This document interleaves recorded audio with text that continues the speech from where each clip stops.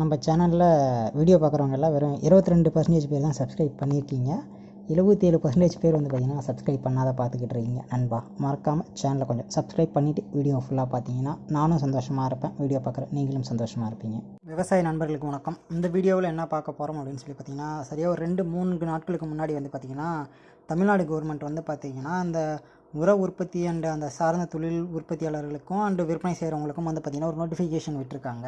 அது என்ன அப்படின்னு சொல்லி தான் பார்க்க போகிறோம். அதாவது பார்த்திங்கன்னா ஏப்ரல் எண்டிங்கில் இருந்து இப்போ 2 நாளைக்கு முன்னாடி வரைக்கும் அவங்கள்ட்ட எவ்வளோ உரங்கள்லாம் ஸ்டாக் இருக்குது, என்னென்ன ஸ்டெப்ஸ் பண்ணிகிட்டு இருக்காங்க, சென்ட்ரல் கவர்மெண்ட் வந்து பார்த்திங்கன்னா எவ்வளோ உரங்கள் இந்த வருடத்துக்கு கொடுத்துருக்காங்க, எவ்வளோ உரங்களும் கொடுக்க வேண்டியது பாக்கி இருக்குது, இப்போ எங்கெங்கெல்லாம் உரங்கள் இருக்குது அப்படிங்கிற விஷயத்தை வந்து பார்த்திங்கன்னா நம்ம தமிழ்நாடு கவர்மெண்ட் வந்து பார்த்திங்கன்னா ரிலீஸ் பண்ணியிருக்காங்க. அது எல்லாம் என்னென்ன அப்படிங்கிறத பற்றி தான் நாம் இந்த வீடியோ ஃபுல்லாக பார்க்க போகிறோம். அதுக்கு முன்னாடி என் சேனலை சப்ஸ்கிரைப் பண்ணாத இருந்தீங்கன்னா மறக்காமல் யூடியூப் சேனலை சப்ஸ்கிரைப் பண்ணிக்கங்க. அப்போ தான் நான் இதுக்கு மேலே போடக்கூடிய வீடியோஸ் எல்லாத்தையும் உங்களுக்கு கண்டினியூஸாக பார்த்துக்கிட்டே இருக்க முடியும். இப்போ நம்ம தமிழ்நாடு கவர்மெண்ட் என்ன பண்ணியிருக்காங்க அப்படின்னு சொல்லி பார்த்தீங்கன்னா, பதுக்கிறதோ உரக்கடைகளில் வந்து பார்த்திங்கன்னா உரத்தை பதுக்கி வைக்கிறதோ இல்லை ஒரு இடத்துக்கு கடத்துறதோ இது மாதிரியான விஷயங்கள் வந்து பார்த்திங்கன்னா தவிர்க்கிறதுக்காக என்ன பண்ணியிருக்காங்கன்னா, இதுக்கு முன்னாடியும் வந்து பார்த்திங்கன்னா இந்த ரூல்ஸ் இருந்தது. அதாவது பார்த்திங்கன்னா ஒரு டிஸ்ட்ரிக்டில் இருந்து இன்னொரு டிஸ்ட்ரிக்ட் வந்து பார்த்திங்கன்னா உரங்கள் கொண்டு போகக்கூடாது. அதாவது பார்த்திங்கன்னா இப்போ தமிழ்நாடு சேலம் எடுத்திங்கன்னா சேலத்துக்குள்ளே எங்கே வேணாலும் உரம் மூட்டைகள் வந்து எடுத்துகிட்டு போய்க்கலாம் ஒரு கம்பெனியிலேருந்து. ஆனால் சேலத்துலேருந்து கள்ளக்குறிச்சிக்கோ விழுப்புரத்துக்கோ வந்து மற்ற டிஸ்ட்ரிக்ஸ்க்கு வந்து பார்த்திங்கன்னா எடுத்துகிட்டு போகிறது கூடாது, பல்காக எடுத்துகிட்டு போகக்கூடாது அப்படின்னு சொல்லி கவர்மெண்ட் வந்து பார்த்திங்கன்னா இப்போ ஸ்ட்ரிக்டாக ரூல்ஸ் ஃபாலோ பண்ண ஆரம்பிச்சிருக்காங்க.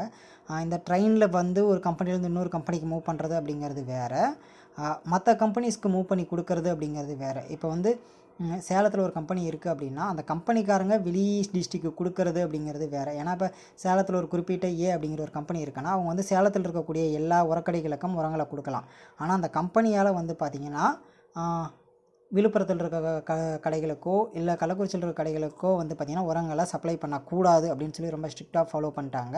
உங்களுக்கு சப் பிரான்ச்சஸ் அங்கே இருந்தால் நீங்கள் அங்கேருந்து பண்ணிக்கலாம், ஆனால் சேலத்துலேருந்து எடுத்துக்கிட்டு போகக்கூடாது. கள்ளக்குறிச்சியில் ட்ரெயினுக்கு இதுலேயே அங்கேருந்து அன்லோட் பண்ணி அங்கேருந்து சேல் பண்ணுங்கள். அது வந்து பார்த்திங்கன்னா கள்ளக்குறிச்சிக்கு கொடுக்கக்கூடிய உரங்கள் கணக்கில் வந்துடும். சேலத்தில் நீங்கள் இறக்கி கள்ளக்குறிச்சியில் டிமாண்ட் இருக்குது அப்படிங்கிறதுக்காக நீங்கள் அங்கே எடுத்துகிட்டு போகக்கூடாது அப்படின்னு சொல்லியிருக்காங்க. இந்த ரூல்ஸ் வந்து பார்த்திங்கன்னா பயங்கர ஸ்ட்ரிக்டாக இதுக்கு மேலே ஃபாலோ பண்ணப்படும்னு சொல்லியிருக்காங்க. ஆல்ரெடி வந்து பார்த்திங்கன்னா உரத்துறை பார்த்திங்கன்னா வேளாண்மை துறையிலேயே வந்து பார்த்திங்கன்னா ஏகப்பட்ட ஆஃபீஸர்ஸ் அப்பாயின்ட் பண்ணியிருந்தாலும் இப்போ புதுசாக வந்து பார்த்திங்கன்னா எல்லா ஏரியாவில் இருக்கக்கூடிய தாசில்தார்ஸாக இருக்கட்டும், லோக்கல் விஓ முதல் கொண்டு எல்லாருக்குமே வந்து பார்த்திங்கன்னா ஒரு சில பர்மிஷன்ஸ் கொடுத்துருக்காங்க. நீங்கள் வந்து பார்த்திங்கன்னா செக் பண்ணி பார்க்கலாம் அப்படிங்கிறது விஓவுக்கு கன்ஃபார்மாக தெரியல. ஆனால் இருக்கக்கூடிய தாசில்தார்ஸ் எல்லாத்துக்குமே வந்து பார்த்திங்கன்னா ஸ்பெஷல் பர்மிஷன் கொடுத்துட்டாங்க. நீங்கள் வந்து பார்த்திங்கன்னா எந்த உரக்கடைகளில் வேணாலும் எப்போ வேணாலும் போய் வந்து பார்த்திங்கன்னா நீங்கள் ஸ்டாக்ஸ் செக் பண்ணி பார்த்துக்கலாம் அப்படிங்கிற மாதிரியான ஒரு ஃபுல் பர்மிஷன்ஸ் கொடுத்துட்டாங்க. இது எதனால் கொடுத்துருக்காங்கன்னா, இந்த உரம் கடத்துறது, இந்த பதுக்கிறது, இல்லை விவசாயிகள்ட்ட உரம் இல்லைன்னு சொல்கிறது, இது மாதிரியான விஷயங்கள் எல்லாம் வந்து பார்த்திங்கன்னா தவிர்க்கிறதுக்காக இப்படி ஒரு விஷயத்தை கொண்டு வந்திருக்காங்க. ஓகே, அடுத்ததாக வந்து பார்த்திங்கன்னா இப்போ இன்னொரு விஷயத்தை கொண்டு வருவோம். அந்த உரங்கள் கூட ஜாயிண்ட் கொடுக்குறோம் இல்லையா, அந்த விஷயத்தை வந்து ரொம்ப நாளாகவே சொல்லிக்கிட்டு இருக்காங்க. அந்தளவுக்கு ஃபுல் ஃப்ளெஜ்டாக வந்து பார்த்திங்கன்னா வேலை நடக்குது அப்படின்னு பார்த்திங்கன்னா கிடையாது. ஜாயிண்ட் உரங்கள் வந்து கொடுக்கக்கூடாது அப்படின்னு சொல்லியிருக்காங்க. உரக்கடைகள் இருக்கக்கூடிய ஸ்டாக்ஸு, சேல் ப்ரைஸு இதெல்லாம் வந்து கரெக்டான ரேட்டில் விற்பனை நடந்துகிட்டு இருக்கா அப்படிங்கிறதையும் வந்து பார்த்திங்கன்னா பார்வையிடுறதுக்கு ஒரு தனி குழுக்கள் அமைச்சிருக்கிறதாகவும் சொல்கிறாங்க. இது எல்லாம் போகட்டும், இதெல்லாம் வந்து பார்த்திங்கன்னா ரெகுலராக நடக்கக்கூடிய ஒரு விஷயம் தான். அந்த டிஸ்ட்ரிக்டிலிருந்து இன்னொரு டிஸ்ட்ரிக் மூவ் பண்ணக்கூடாது அப்படிங்கிறது வந்து பார்த்திங்கன்னா இப்போ புதுசாக கொண்டு வந்திருக்க ஒரு விஷயம் நல்லா தெரிஞ்சதா. இப்போ நம்ம கிட்ட இந்த ஏப்ரல் எண்டு முடிஞ்சு இப்போ மே ஸ்டார்டிங்கில் நம்ம தமிழ்நாட்டில் எவ்வளோ உரங்கள் என்னென்ன உரங்கள் வந்து பார்த்திங்கன்னா ஸ்டாக் இருக்குது எல்லா உரக்கடைகளையும் சேர்ந்து அப்படிங்கிறத ஒரு சின்ன லிஸ்ட்டாக கொடுத்துருக்காங்க. அதை பார்ப்போம். யூரியா மட்டும் வந்து பார்த்திங்கன்னா 54,800 மெட்ரிக் டன்ஸ் இருக்குது அப்படின்னு சொல்லியிருக்காங்க.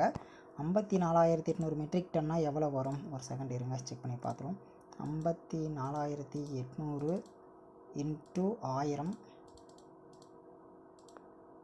டிவைடட் பை 45 கிட்டத்தட்ட பார்த்திங்கன்னா ஒரு 12 லட்சத்துக்கு மேலே உர மூட்டைகள் வந்து பார்த்திங்கன்னா இப்போ ஸ்டாக் இருக்குது அப்படின்னு சொல்லியிருக்காங்க.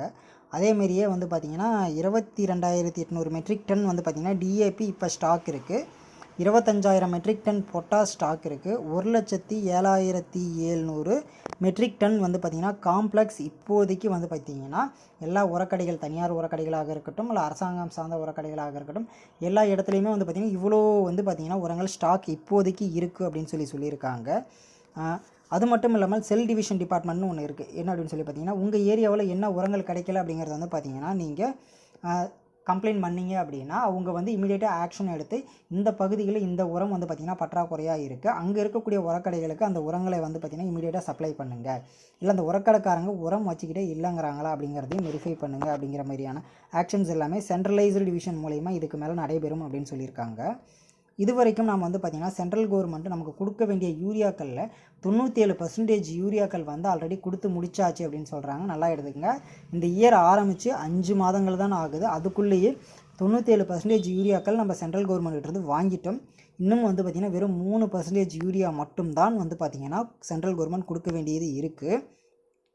இதுக்கு வரைக்கும் அந்த 3% இல்லாதையே அதிகமாக ரெக்வஸ்ட் பண்ணி கேட்டதுனால எக்ஸ்ட்ராவாக 15,700 மெட்ரிக் டன் யூரியா வந்து பார்த்திங்கன்னா நமக்கு சென்ட்ரல் கவர்மெண்ட் இப்போ கொடுத்துருக்காங்க. அடுத்ததாக வந்து பார்த்திங்கன்னா டிஏபி வந்து பார்த்திங்கன்னா 100%ல் 47% டிஏபி வந்து பார்த்திங்கன்னா சென்ட்ரல் கவர்மெண்ட் நமக்கு கொடுத்துருச்சு.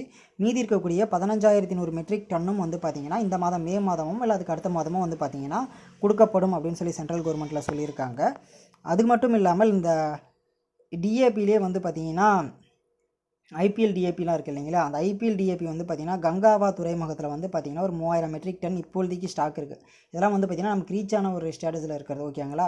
3000 மெட்ரிக் டன் இருக்குது ஐபிஎல்லில். அதேமாரியே காக்கிநாடாவில் வந்து பார்த்திங்கன்னா இஃப்கோ டிஏபி வந்து பார்த்திங்கன்னா 4,500 மெட்ரிக் டன் வந்து பார்த்திங்கன்னா இப்போ ஸ்டாக் இருக்குது. இதெல்லாம் வந்து பார்த்திங்கன்னா தமிழ்நாடுக்கு வர வேண்டியது அங்கங்கே நிறுத்தி வச்சுருக்காங்க. இவங்க இப்படி சொல்கிறதெல்லாம் பார்க்கும்போது இப்போ யூரியா வந்து பார்த்திங்கன்னா 97% ஆல்ரெடி சென்ட்ரல் கவர்மெண்ட் கொடுத்துருச்சு. அப்போ வந்து பார்த்திங்கன்னா ஒரு 3% தான் கொடுக்க வேண்டியது இருக்குது.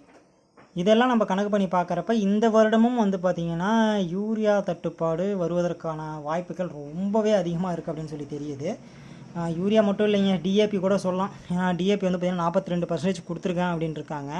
மிஞ்சி பண்ணாலும் ஒரு 15,000 மெட்ரிக் டன் அப்படின்னு சொல்லிட்டுருவாங்க. 15,000 மெட்ரிக் டன்னா 15,000 × 1000 போட்டு அப்படியே வகுத்துக்குங்க 20ஆல், அவ்வளோதான். எத்தனை மூட்டை அப்படிங்கிறது தெரிஞ்சிடும். அதெல்லாம் பத்தாது எனக்கு தெரிஞ்சு.